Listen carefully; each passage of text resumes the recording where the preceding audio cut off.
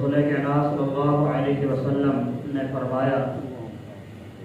جمعہ عید کی طرح ہے،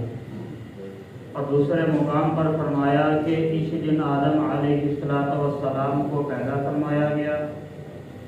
اسی دن جنت سے زمین پر اتارا گیا، اسی دن ان کو فوت کیا گیا، اور آگے فرمایا اسی دن جو ہے قیامت قائم ہوگی۔ اور بہت ساری اسرائیلی روایات اس بات کا بھی اشارہ دیتی ہیں کہ پیارے پیغمبر علیہ السلام نے فرمایا کہ اللہ وحدہ لا شریک نے 6 دن کے اندر زمین و آسمان اور جو کچھ اس کے اندر موجود ہے ان کو بنایا، تو جمعے کے دن مکمل فرمایا ہے۔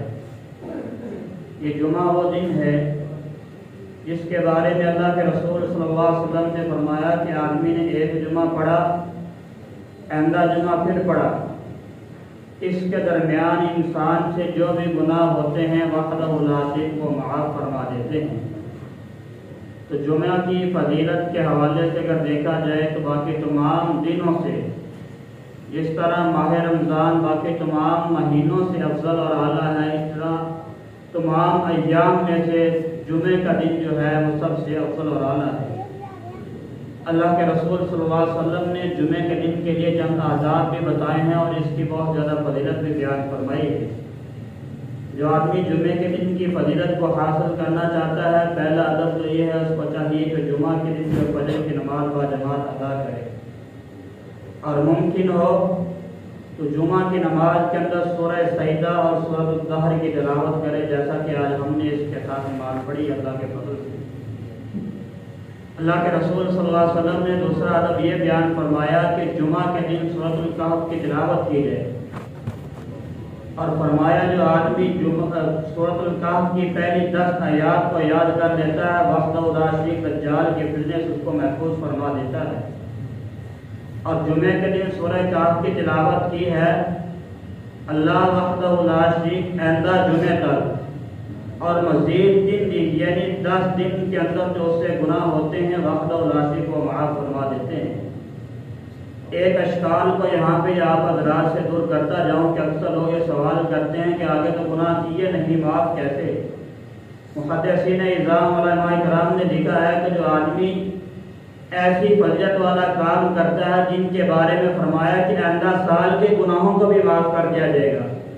آئندہ گناہوں کو معاف کر دیا جائے گا، وحدہ لا شریک اس کو گناہوں کی جو ہے توفیق ہی نہیں دیتے کہ آدمی گناہ کرے، گناہوں سے بچا لیتے ہیں اس آدمی کو۔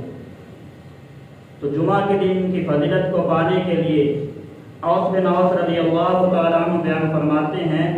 رسول کائنات صلی اللہ علیہ وسلم نے فرمایا من غسل واغتسل، جو آدمی غسل کرتا ہے اور غسل کرواتا ہے، اور دوسرا ترجمہ یوں بھی کیا گیا اچھی طرح غسل کرتا ہے، وغتسل جلدی کرتا ہے اور حکم دیتا ہے جلدی کرنے کا، دوسرا ترجمہ یوں بھی کیا گیا جلدی چل کے مسجد کی طرف آتا ہے۔ یہاں پہ صحیح بخاری کی دوسری روایت کو دیکھیے، فرمایا والدہن بالدہن والطیب بالطیب، اپنے تیل سے تیل لگاتا ہے، اپنی خوشبو سے خوشبو لگاتا ہے، ومشا، پھر پیدل چل کر آتا ہے، سواری میں نہیں آتا، پیدل چل کر آتا ہے، ثم دنا، امام کے قریب ہو کر بیٹھتا ہے۔ دوسری روایت کو یہاں پہ غور سے دیکھیے، اللہ کے رسول صلی اللہ علیہ وسلم نے فرمایا جو آدمی جلدی آتا ہے، جو پہلے وقت میں آتا ہے، وحدہ لا شریک اونٹ کی قربانی کا اجر عطا فرماتے ہیں، گائے کی قربانی، پھر مینڈے کی قربانی، پھر مرغے کی قربانی، پھر انڈے کی قربانی، 5 فضیلتیں بیان فرمائی ہیں، 5 اوقات بیان فرمائے ہیں۔ امام غزالی رحمہ اللہ فرماتے ہیں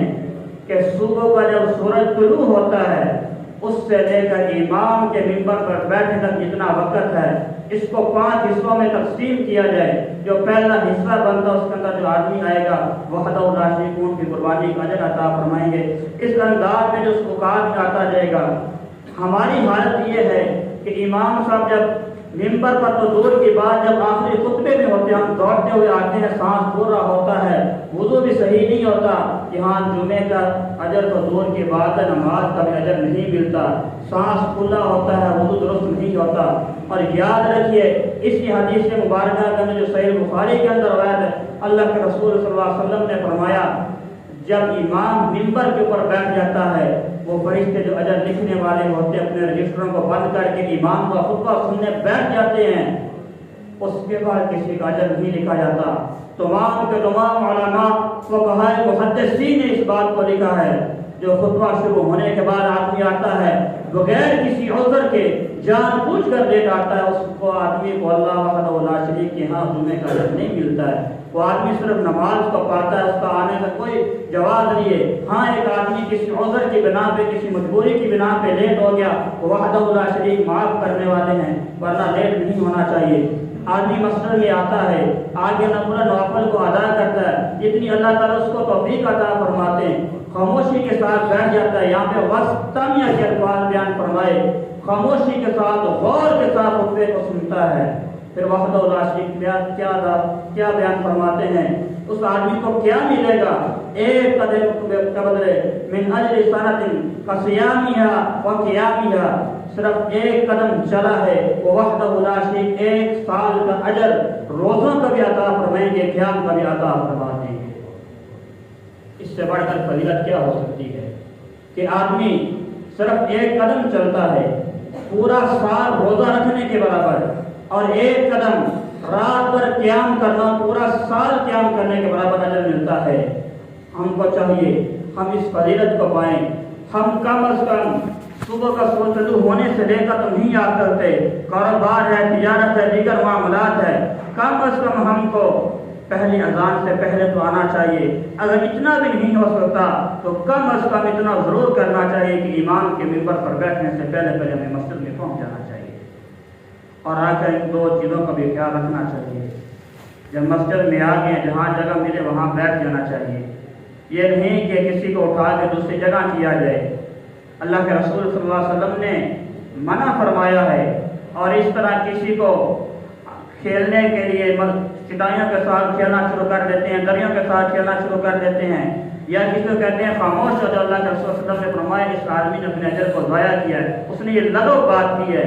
ایسی چیزوں سے پرہیز کرنا چاہیے۔ اللہ رب العزت ہم سب کو کما حق کو قرآن و سنت کا عمل کرنے کی توفیق عطا فرمائے۔ جمعہ کے دن خصوصی طور پر سورۃ کہف کی تلاوت کریں، غسل کریں، مسواک کریں اور وقت سے آئیں۔ اور آخری بات، کثرت کے ساتھ درود شریف کی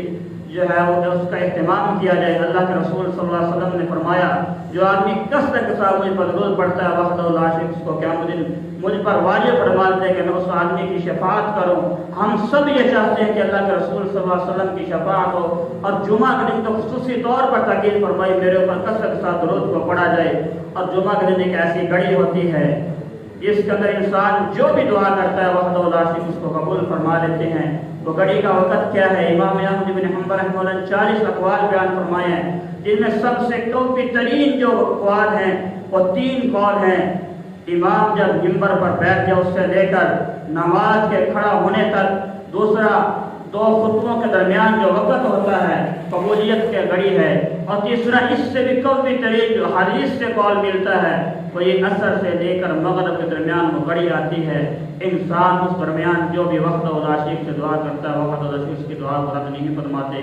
آج ہم سب ضرورت مند ہیں، سب کی خواہشات ہیں، سب کی مجبوریاں ہیں، مصیبتیں ہیں، پریشانیاں ہیں، بیماریاں ہیں، تو سب ساتھی ان چیزوں کا اہتمام کریں۔ اللہ وحدہ لا شریک ہم سب کو عمل کی توفیق عطا فرمائے۔ آمین و ما توفیقی